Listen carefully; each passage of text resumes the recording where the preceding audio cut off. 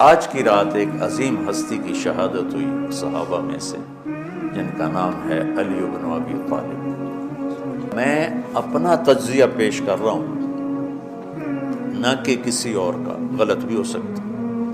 تمام صحابہ میں سب سے مظلوم ہستی علی بن ابی طالب،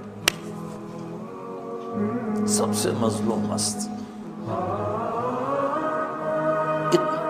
جن کی اولاد کا بچہ بچہ ذبح کر دیا گیا، خود بھی شہید ہوئے اور آگے نسل بھی ساری ذبح۔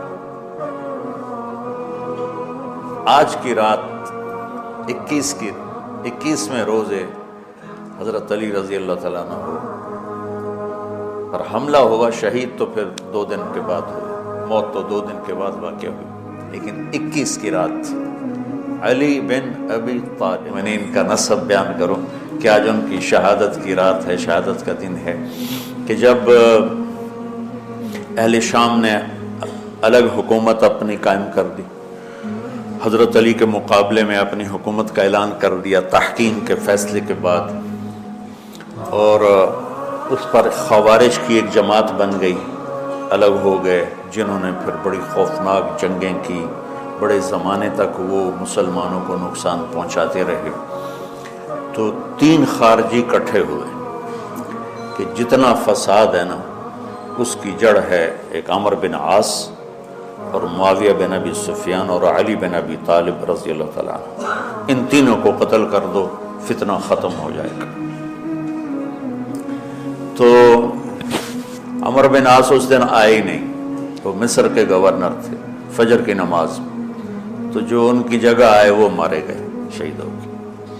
معاویہ رضی اللہ تعالیٰ عنہ پر اس نے وار کیا، لیکن وہ سر سے پھسل کے کمر پہ جا کے لگا اور کمر چھل گئی، لیکن اللہ نے زندگی بچائی۔ تو عبد الرحمن بن ملجم جس نے حضرت علی کو شہید کیا، یہ آیا ہوا تھا کوفے میں، تو لوگوں نے کہا امیر المومنین یہ اس کے ارادے اچھے نہیں نظر آتے، تو اس کو ہم پکڑ نہ لیں۔ فرمانے لگے تو مجھے پھر اللہ کی ملاقات کیسے ملے گی؟ میں تو تم میں نہیں رہنا چاہتا، میں تو اللہ سے ملنا چاہتا۔ حضرت علی کے ساتھیوں نے بڑی بے وفائی کی، بڑی بے وفائی کی، اس لیے میں کہہ رہا ہوں مظلوم ترین ہستی۔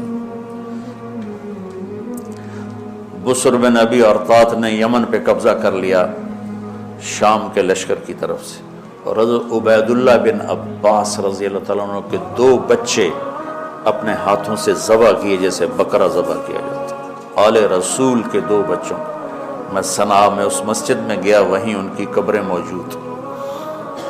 تو حضرت علی بے قرار ہو کے نکلے کہ چلو اہل شام کے خلاف جہاد کریں، اور باہر شہر سے باہر جا کے خیمہ لگایا رات کو۔ صبح دیکھا تو ایک آدمی بھی نہیں آیا ہوا تھا، اکیلے تھے۔ تو پھر بڑے دکھی دل کے ساتھ واپس آئے اور اپنی داڑھی کو پکڑ کر کہنے لگے تو کب رنگین ہوگی؟ ایک دفعہ بیمار تھے تو کہنے لگے یا رسول اللہ مجھے لگتا ہے میری موت کا وقت آ گیا۔ میں نے کہا نہیں، تیری موت آئے گی جب اس خون سے یہ رنگین ہوگی، جب تیرے سر کے خون سے تیری داڑھی رنگین ہوگی، اس وقت تیری موت آئے گی۔ تو اس جملے کو یاد کر کے کہتے تھے تو کب رنگین ہوگی، تو کب رنگین ہوگی۔ چونکہ ساتھی ساتھ چھوڑ گئے تھے، تو شدید قسم کی بے وفائی کا سامنا ہوا۔ پھر آگے نسل ذبح ہوا۔ آپ نے حضرت حسین کا کربلا تو پڑھا ہوا، لیکن میں نے جو گلدستہ اہل بیت کے بعد میں نے جب پڑھا تو جو اس کمبخت ابو جعفر منصور نے آل حسن پہ ظلم توڑے، اللہ میرے ہچکی لگ گئی روتے روتے۔ ان کی ساری اولاد کو آخر میں پہلی دردناک سزائیں دی، دردناک سزائیں دی، اور پھر ان سب کو ایک کمرے میں بند کر کے چاروں طرف سے کمرہ ٹائٹ کر دیا، ہوا بند کر دی، گھٹ کے سارے شہید ہو گئے، اس تڑپ تڑپ کے سب اس میں شہید ہو گئے۔ اس لیے میں کہہ رہا ہوں سب سے مظلوم ہستی ہیں علی بن ابی طالب۔ تو فرمانے لگے اس کو پکڑو گے تو میں شہید کیسے ہوں گا؟ پھر ایک دن دیکھا کہ لوگ گھر کے باہر پہرا دے رہے تھے. آپ نے کہا کیا کر رہے ہو؟ کہا جی وہ آپ کا خطرہ ہے، پہرا دے رہے ہیں. کہنے لگے کس سے دے رہے ہو؟ زمین والوں سے، آسمان والوں سے؟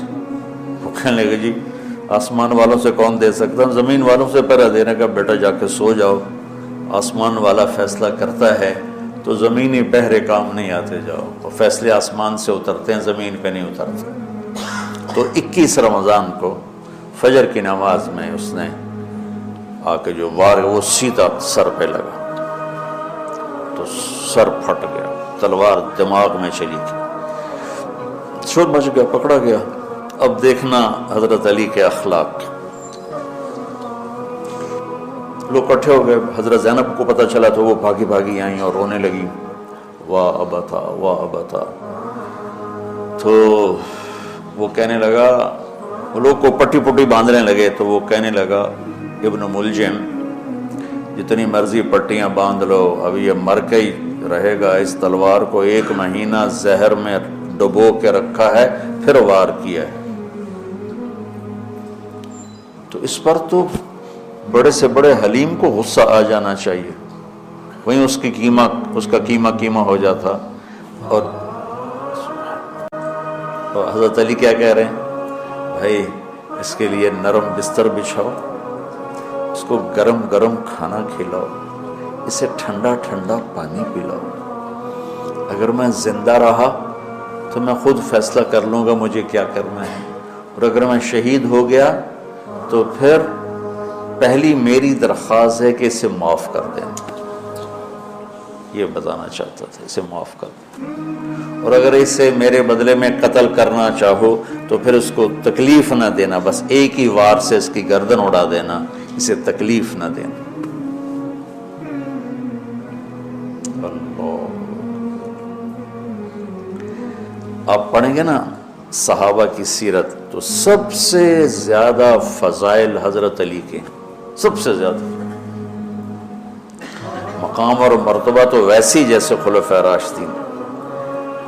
سارے صحابہ اللہ کے ہاں مغفور محبوب، ان میں سے 10 مقرب ترین ابو بکر، عمر، عثمان، علی، طلحہ، زبیر، سعد، سعید، ابو عبیدہ بن جراح اور عبد الرحمن بن عوف. پھر ان 10 میں سے 4 محبوب ترین جو خلفاء بنے. پھر جیسے ان کی خلافت کی درجہ بندی ہوئی ایسے ان کے مقام اور مرتبے کی درجہ بندی ہوئی، لیکن فضائل سب سے زیادہ حضرت علی کے ملتے ہیں. اور یہ ایک فضیلت جو حضرت علی کو اللہ کے نبی نے سنائی، ہاتھ پکڑ کر یوں اپنے سینے کے قریب لگا کے فرمایا، اَتَرْضَىٰ أَن يَكُونَ مَنزِلُكَ مُقَابِلَ مَنزِلِي فِي الْجَنَّةِ. علی تو راضی ہے جنت میں تیرا گھر میرے گھر کے سامنے ہوگا. تو حضرت علی رونے لگے کہ میں راضی.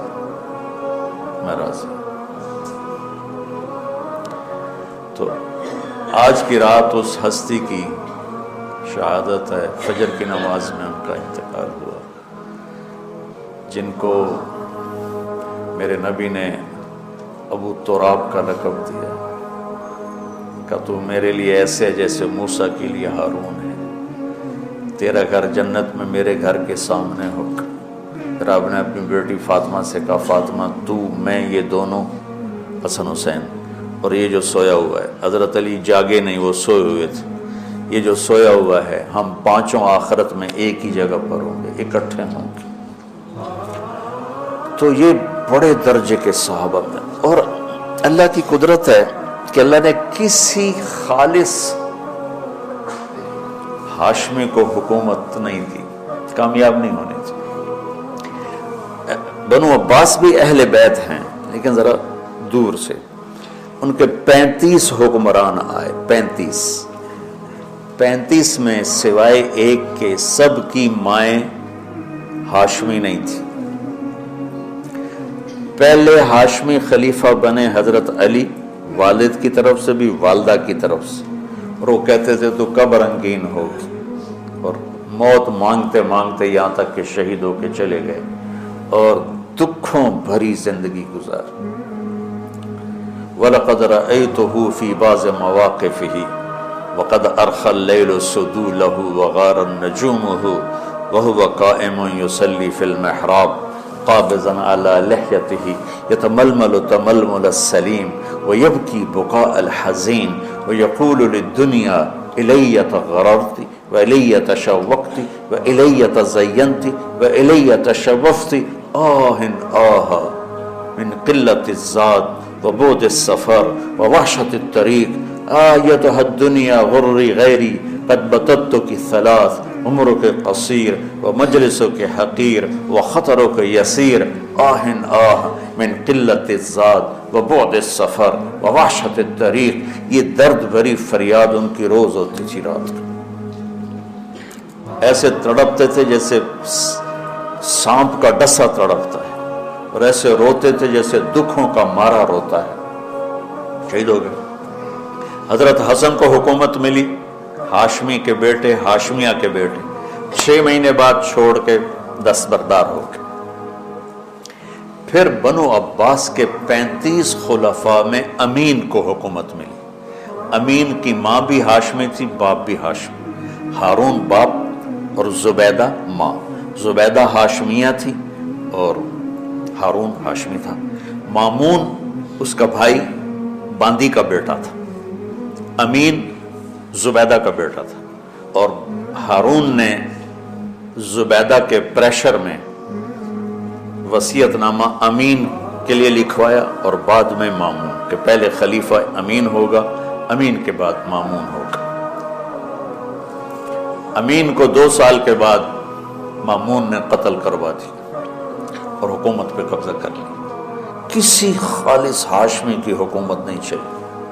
اور امام حسن نے حضرت امام حسین کو بلا کے فرمایا کہ میرے بھائی ایک وصیت کرتا ہوں جب انتقال کا وقت، کہ میں نے دیکھ لیا ہے اللہ نے ہمیں نبوت دی ہے، ہمیں حکومت نہیں دے گا. حضرت حسن کو اللہ نے اللہ کے نبی والی فراست دی تھی. امام حسن اس فراست کے مالک تھے جو اللہ کے نبی کو اللہ نے دی تھی. وہاں سے حصہ ملا تھا فراست کا. عجب عجب باتیں فرما. جب حضرت علی نے مدینہ چھوڑنے کا ارادہ کیا، ابا جان مدینہ نہ چھوڑو، مدینہ نہ چھوڑو، آپ اکیلے ہو جاؤ گے، آپ تنہا ہو جاؤ گے، مدینہ نہ چھوڑو.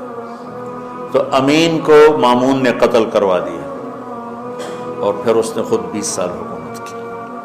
تو اللہ تعالیٰ نے اہل بیت کو حکومت سے گندہ ہی نہیں ہونے